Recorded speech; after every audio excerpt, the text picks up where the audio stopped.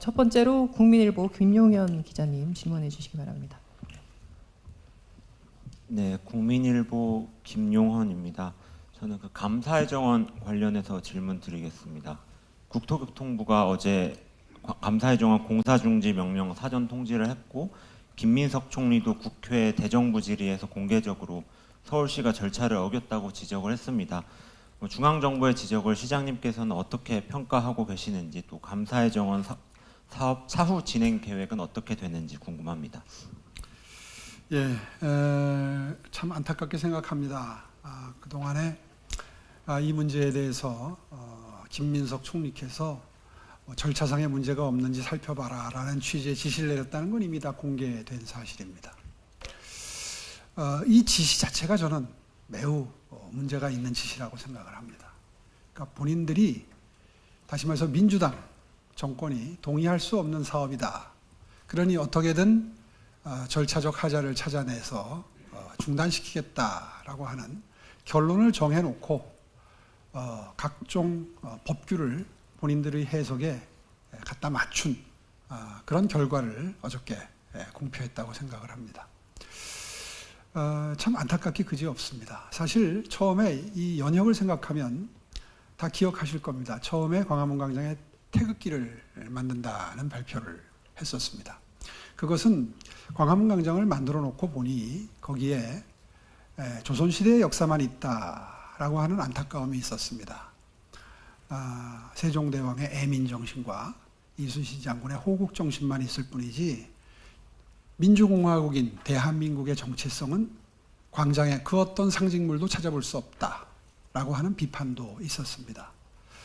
거기에 부응해서 가장 대한민국의 정체성을 보여줄 수 있는 게 태극기라는 판단을 했었는데, 태극기를 좀 높이 세운다라고 하는 데 대해서 여론이 꼭 호의적인 것만은 아니어서 그것을 이 자유민주적 기본 질서라고 하는 헌법 가치를, 대한민국의 정체성을 보여줄 수 있는 상징물을 만드는 것으로 방향을 전환했었고요.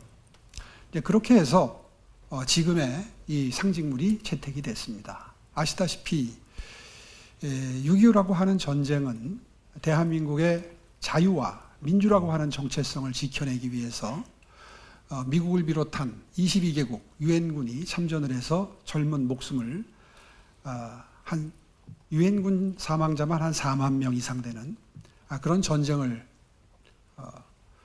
어떤 자유와 민주의 상징으로 승화할 수 없을까 하는 그런 상징성을 담은 조형물이죠. 그것을 밭두로 총이다 이렇게 폄하를 하고 있는데 뭐 좋습니다. 그것까지는 뭐 비판하는 입장에서 그런 표현을 쓸 수 있는데, 어쨌거나 자유와 민주라고 하는 대한민국의 정체성을 조형물로 상징화한 그 공간을 어떻게든 막겠다라고 하는 데는 이념이 개입됐다고 생각을 합니다. 뭐 그 자세한 설명은 더 이상 드리지 않겠습니다. 다만 이번 일을 국토부에서 이렇게 발표하는 과정에서 저는 국토부 공무원들이 참으로 안쓰럽습니다. 어떻게든 법적 하자를 찾아내기 위해서 애쓰는 것이 피부로 느껴졌습니다. 사실 국토부와의 소통 과정에서 처음에는 그 지하시설물에 대해서 공공보도로 보겠다 이런 해석을 했다고 합니다. 그래서 그거에 대해서 그걸 어떻게 지하에 미디어 시설물이 들어가고 각국의 상징물이 들어가는데 그걸 지하 보도로 볼 수 있느냐, 그건 법적으로도 너무 무리한 해석 아니냐라는 반론을 했더니 이제 그게 좀 아팠던 모양입니다. 아무래도 그게 무리한 해석이라고 생각을 했는지 어저께 발표한 그게 또 싹 다 빠졌습니다. 그동안 논의됐던 가장 중요한 이유 중에. 그리고 난데없이 이제 뭐 도로법이니 뭐 이런 게 들어갔습니다. 사실 법 기술적으로 보나 명분으로 보나 매우 무리한 결정이라고 아니할 수 없습니다.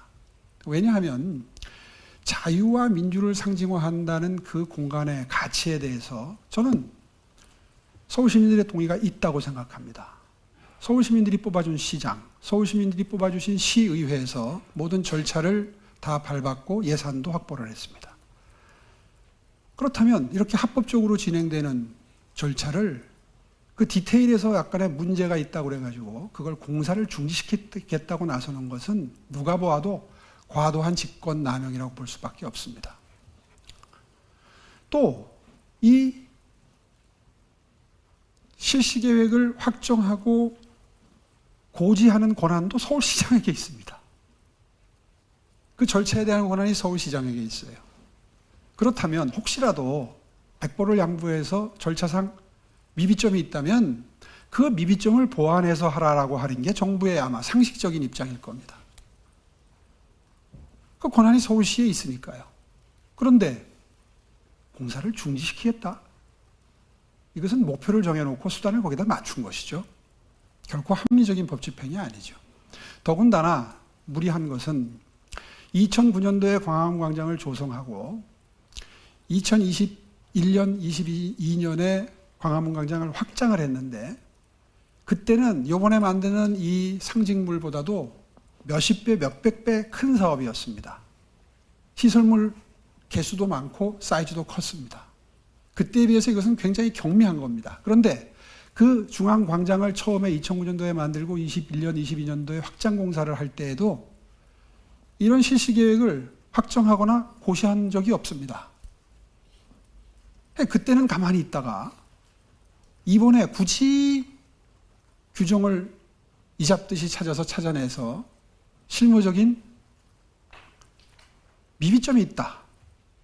이렇게 얘기하는 걸 보고 어떤 국민이 그걸 이해할 수 있겠습니까? 이것은 권한의 남용도 매우 심각한 권한의 남용인 것이죠. 만약에 정부가 민간인에게 이런 무리한 행정행위를 한다면 아마 그 행정행위의 대상이 된 일반인도 저항을 할 겁니다. 그런 걸 헌법은 저항권이라고 합니다. 무리한 법 집행에 대해서는 일반 국민도 저항을 하는 셈이죠. 더군다나 서울시는 민선 자치정부입니다. 시민들에 의해서 선택된 자치정부에 이런 식의 과도한 직권 남용을 행사하게 되면 서울시도 저항권을 행사할 수밖에 없죠. 물론 그런 일이 벌어지지 않길 바랍니다. 아직까지 공사 중지 명령이 내려오지 않았기 때문에 자제하기를 바라고요. 자제를 촉구합니다. 정체성이 다르고 당의 이념이 다르다고 해서 이런 식으로 법 기술적으로 문제를 만들고 폭압적인 행태를 보이는 것은 앞으로도 바람직한 전례가 되지 않았으면 좋겠습니다. 네, 다음으로는 서울경